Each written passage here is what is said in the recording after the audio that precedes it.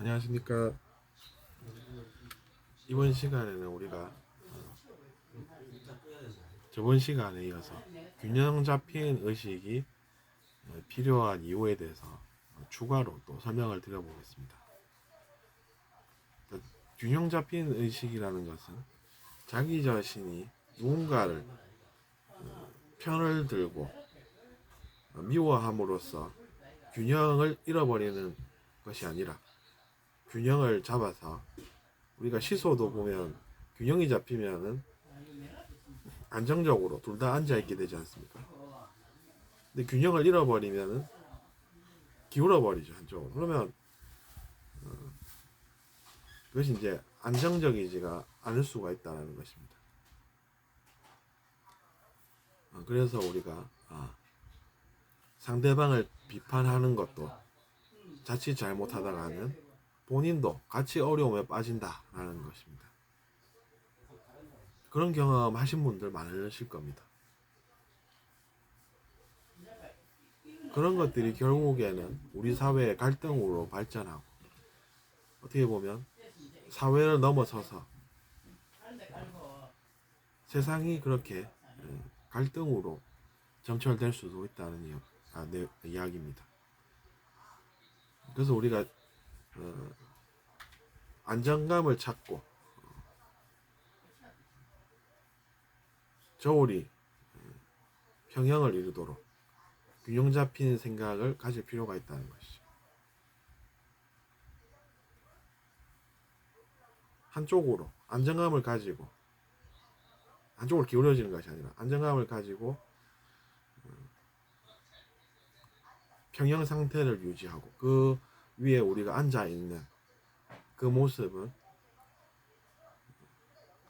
시소를 탄 어린이들이 아니라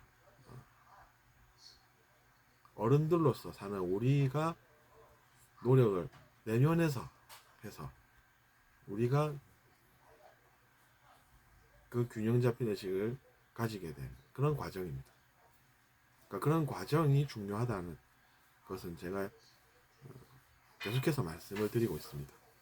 최근에 그런 이야기를 하는 것은, 우리가 의식이 아직 내면에서 개발되지 않은 상태에서는 누구나 균형 잡힌 의식이 아니라, 즉 별 문제 없이 지내는 그런 삶이 아니라 문제를 가지고 살게 되는 그런 삶을 살게 되므로 우리는 결과가 항상 실패로 끝날 수밖에 없는 위험성을 가지고 있다는 것입니다. 하지만 그럼에도 불구하고 우리가 노력해 나가는 그 과정이 결국에는 우리에게 최종적으로는 더 나은 의식으로 성장하게 해서, 그 나아진 의식으로 우리는 안정감 있는 그런 삶을 살게 된다는 거죠. 그러니까 전 세계에서 많은 일들이 일어나지 않습니까? 그런 일들을 우리가 고쳐나갈 수 있다는 것, 그것은 말하자면 희망인 것입니다. 그래서 저도 저 혼자 이런 일을 하는 것이 아니라 지금까지 많은 분들이 해오신 이야기들 듣고 자랐고, 그리고 한 사람이라도 더 나은 생각을 가질 수 있게 되는, 그것이 중요하다는 것을 알게 된 것이죠. 한 사람이라도 더 균형 잡힌 의식이 있다라고 하면 또 그 사람도 뭔가를 하지 않겠습니까?